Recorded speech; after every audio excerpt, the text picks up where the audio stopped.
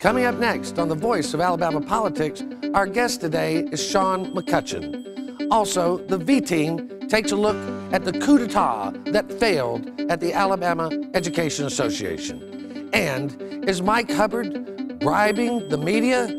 Memo to Dorothy, pay no attention to the man behind the curtain. All this and much, much more coming up next on The V.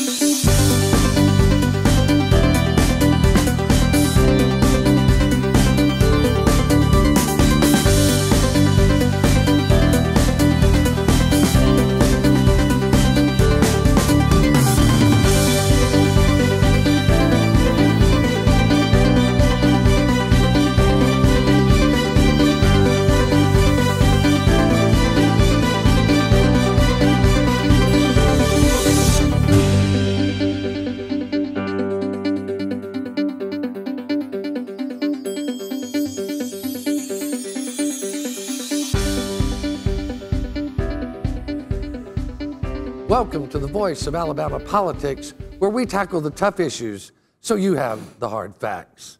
I'm your host, Bill Britt, and as always, I'm joined by the V-Team. Welcome all. It's Sunday morning. Good morning. Recently, the Montgomery County Circuit Court Judge Shashi heard the case of VictoryLand Casino. This case may very well determine the fate of Milton McGregor and his casino empire. Charlana, you were one of the attorneys in the case. Fill us in on what happened. Well, we finished up Friday. It lasted 4 days, and it went as we expected. The one curveball that the state threw us was they did not call their expert witness. This is a man who had been hired by the state. He came down and looked at the empty machines in the warehouse, filed an expert report. We took his deposition, and on the day we began trial, they said, by the way, we're not calling our expert witness. The two big issues in this case are, number one, whether Constitutional Amendment 744 authorizes all forms of bingo that are being conducted or were being conducted in Macon County, and number two, whether or not the machines that were seized in this case played electronic bingo. And I think that VictoryLand put on a good case. We had two expert witnesses that talked about the machines. We had the sponsor of the bill in the House, the sponsor of the bill in the Senate, and three folks in the community that said, here are the flyers that we actually passed out. And these flyers, every time we could find two or more people standing in front of a convenience store or a church or the county courthouse, we gave them these flyers and it said, authorize all forms of bingo.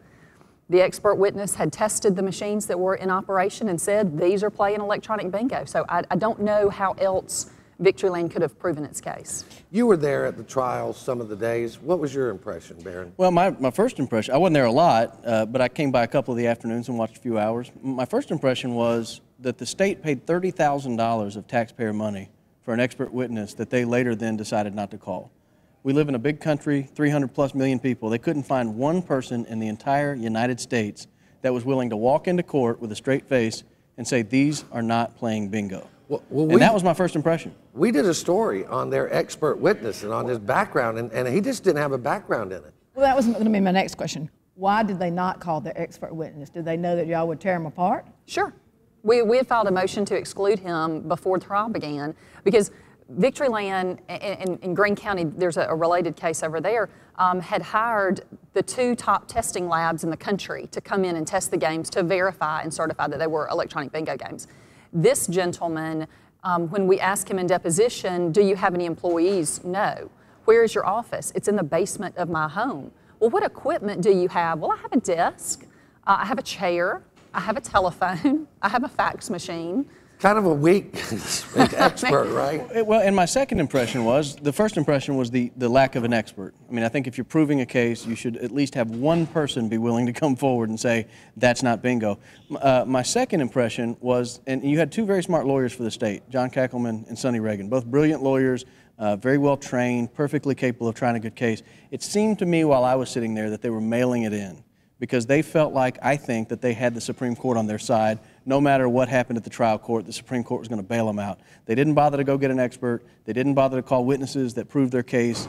And it seemed like they just sort of mailed it in. Now, the Supreme Court would be bailing them out based on the Cornerstone case. Is that correct, the Cornerstone ruling? Well, that's what the state stands behind. They stand behind the Cornerstone ruling by the Supreme Court that said, when you look at bingo in Alabama, these are the factors that we think you ought to be looking for the game of bingo. And one of the things I think that we made very clear in the case is that, and during the trial, is that Cornerstone is a Supreme Court decision. It's never been applied in Macon County, and the constitutional amendment at issue in the Cornerstone case does not have the same language that the Macon County bingo amendment has. And so I'll tell you this funny aside. One of the things that the state asked Johnny Ford, who was the sponsor of the bill in the House, you don't ever say the word electronic in this amendment. In your bill, you never use the word electronic. I got a text during the trial from one of my Greene County friends who was following the trial that said, I find this ironic. We have electronic in our amendment, and yet they've seized our games, and they're saying we're not playing bingo. I mean, so it's sort of like trying to have their cake and eat it too. So there's those two caveats that the Supreme Court really needs to look at instead of rubber stamping it in favor of the state. But here's my third impression. As conservatives, as Republicans, we like to decry activist judges. In order to reach the conclusion the state wants, they're going to have an activist Supreme Court come in and redefine the game of bingo apart from the way the experts define it, apart from what's in the language, and apply their own standard that the legislature did not pass in order to reach that conclusion. And that's a little dangerous. It's dangerous. It is. It's a dangerous road to go down. It's not what we want from a court. Right. That's not. We're going to have to move on from that subject, but it was a very interesting trial. We were there for a short period. This week, we also learned, the Alabama Political Reporter revealed that the Chamber of Commerce, the U.S. Chamber of Commerce, found that Alabama schools qualify for a big, fat F grade. They're failing. Yeah. Claire, what do you say to that? Well, I think it's kind of a bombshell. I mean, and Tommy Bison, the Superintendent of Education, the State Board of Education, I mean, there's a lot going on. They've seized a lot of schools. They've gone in and taken them over. This is a big issue because they always say economic development, recruiting, you've got to have good schools in the state of Alabama. Tommy Bice just got a $52,000 raise. I mean, this doesn't speak well for his job performance, does it? No, I don't think it does. And I'm like Claire, one of the big issues that we have, and it's related to another story we'll talk about, when you're trying to recruit businesses into Alabama, one of the first things that they look at is your education system, especially foreign corporations that are bringing their children into the schools.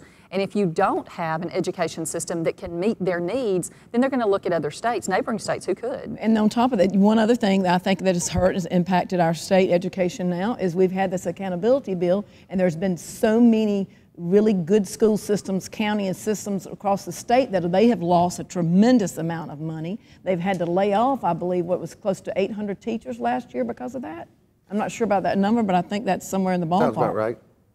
Well, we got about 30 seconds. I hate to rush through this, but Governor Robert Bentley this week has a new commission on helping small businesses. That's what you're referring to, correct? It is, and if you look in the nation, it's 99.7% of all U.S. businesses have fewer than 500 employees. And something like 89% have fewer than 20. And so small businesses are where Alabama is going to make up the difference when we can't recruit in these big foreign corporations. Is that a good idea, Claire? I think it's a great idea, and I think during the legislative process, there's many of us up there saying all the time, why don't we give some advantages and breaks for small businesses that are already currently located in Alabama, because they're the ones employing the people. They're the ones paying the payroll the taxes in the state. We got to hold it right there. You're watching The Voice of Alabama Politics. We'll be right back with our guest, Shaun McCutcheon. Stay put. You're watching The V.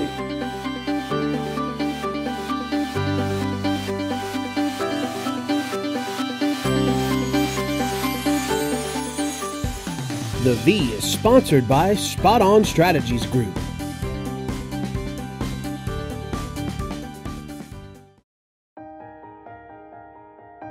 I teach. I touch the future. I am AEA. I keep the school clean every day for your children. I am AEA. Congratulations on your scholarship. I help children make choices for college and careers. I am AEA. We are AEA.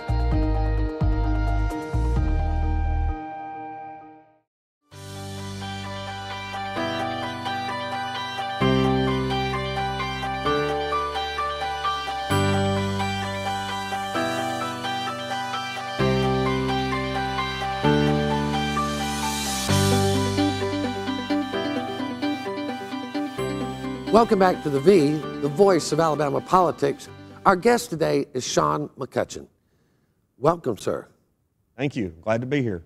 You have done something that very few individuals have ever done or Alabamians have done. You so strongly believed in the right to give to political campaigns and to make your voice heard through your campaign contributions that you actually took a case to the Supreme Court and they sided with you. Tell us a little bit about that case and why you felt so passionately to take it all the way to the Supreme Court. Well, the case is McCutcheon versus FEC, and it's a case that was about campaign finance limits on the people, and it's about our right as free people to support and contribute to as many candidates, political parties, and PACs as we choose. It's about freedom and freedom of speech and the First Amendment. And the more I looked into it on the front end, the more I felt like it was worth any effort to move forward.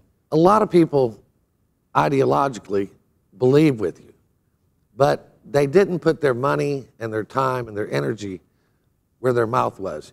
You did that. And what gave you that push and that drive to go before the Supreme Court?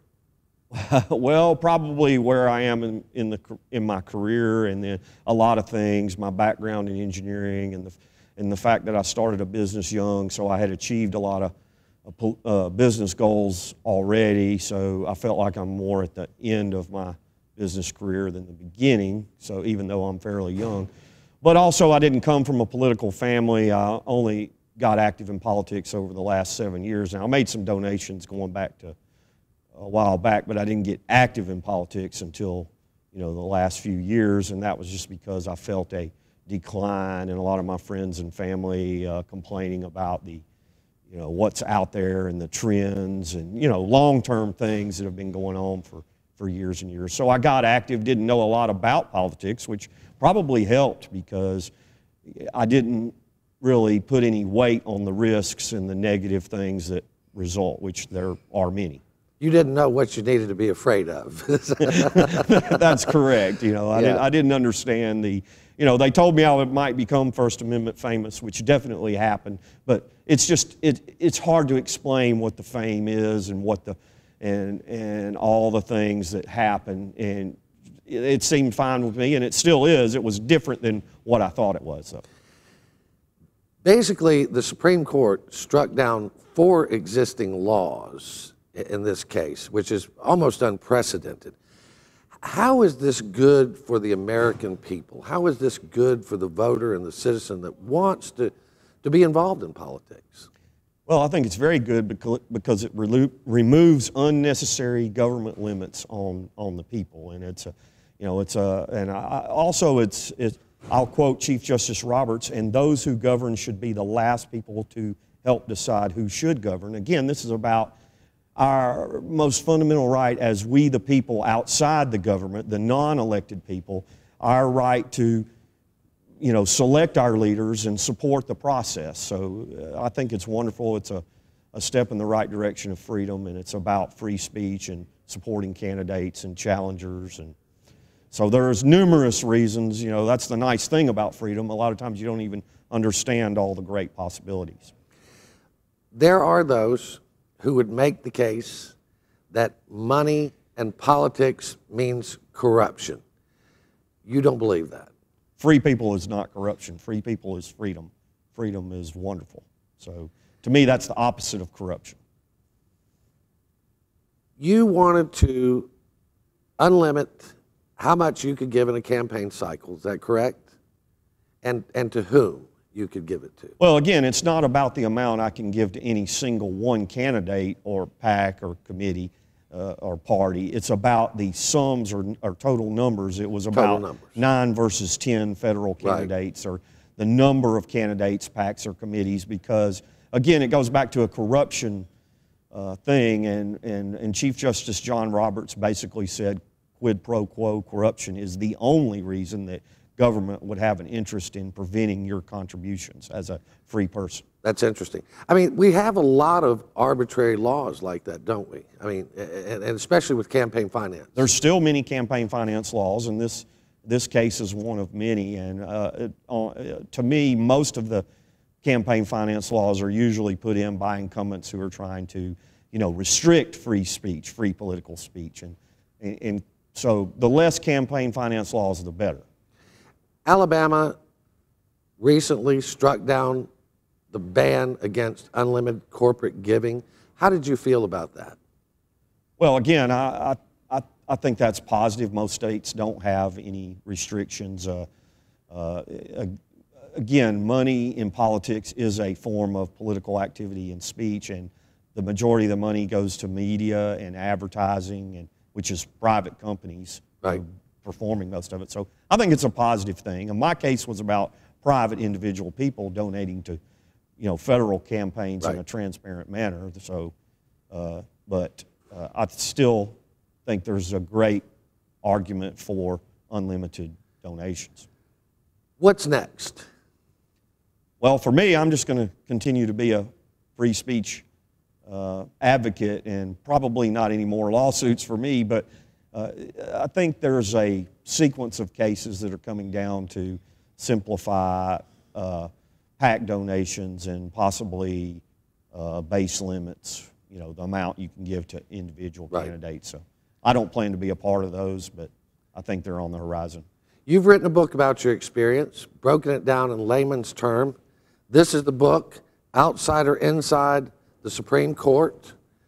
Tell us a little bit about the book and how people can get a copy.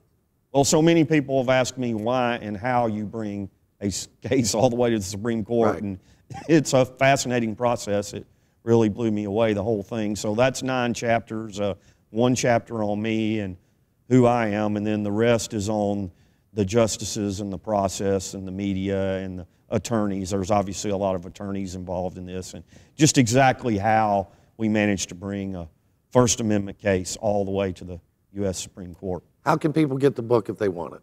Go to ShaunMcCutcheon.com, my website, and there'll be directions there to go to Amazon or the iPhone or the Apple site where you can download electronic.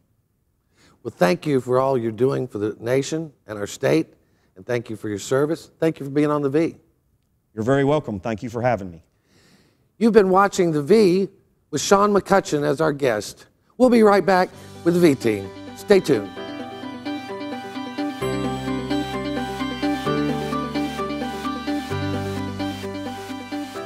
The V is sponsored by MediaWorks Communications Video Production Services for all your video production needs.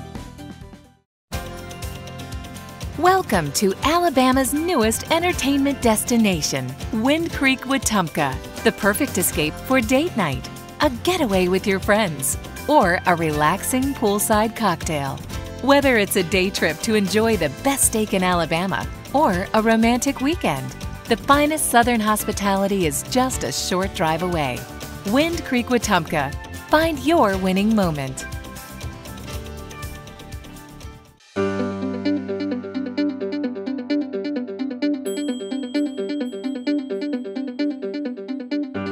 I'm Jonathan Barbee. This is a news update. On Friday, Deputy Attorney General Henry Sonny Reagan was placed on administrative leave after the Lee County Grand Jury found that he had been leaking information to suspects under investigation. Acting AG Davis said that Reagan, for a period of months, had undisclosed communications with individuals affiliated with people indicted or under investigation by the Lee County Special Grand Jury. Reagan also took other action to impede or obstruct the investigation, says Davis. Upon being informed by Acting AG Davis, the state's Attorney General Luther Strange placed Reagan on administrative leave pending a further investigation. For more news updates, visit alreporter.com. I'm Jonathan Barbee.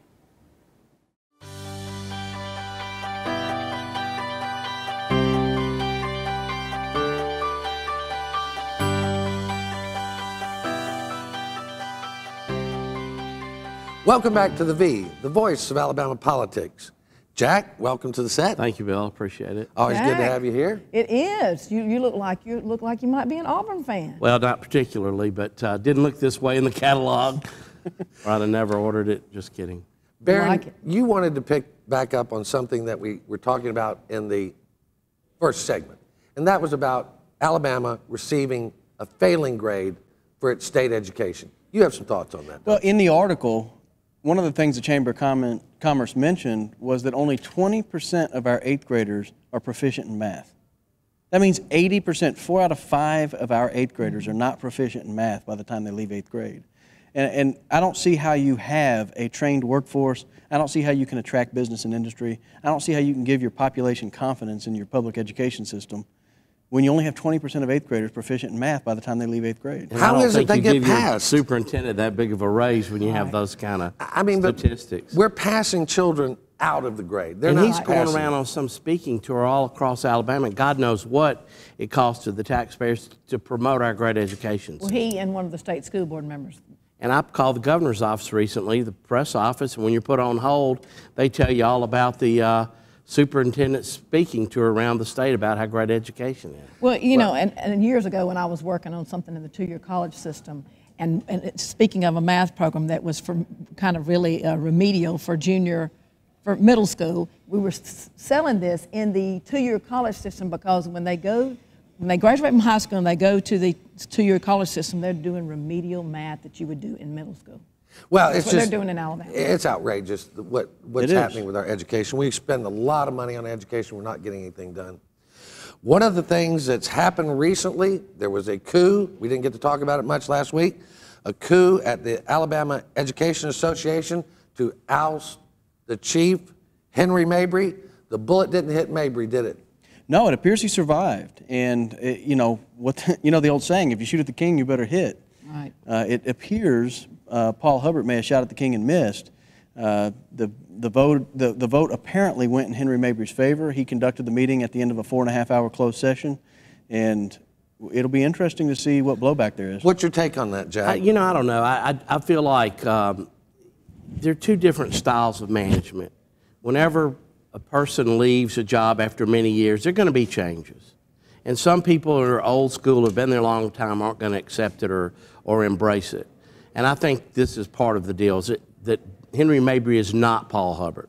And that's probably good for the organization in the long run. In the short run, they may not understand it, but I think there's just some learning curves. And you know, it's always gave the same analogy. It's like Bear Bryant. Alabama has not been happy with their head coaches until now they got Nick Saban. How many head coaches did they go through? Was that good for the university? No.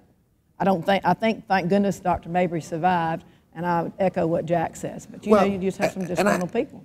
I think that what is making a lot of people mad is that Henry Mabry is a real conservative on a lot of issues, and that he's moving the AEA towards the right where its members are and away from the left. Well, he played in a bunch of Republican primaries, and Paul Hubbard used to play in some until he told me once, I used to give Republicans money, then they bashed me, so I quit.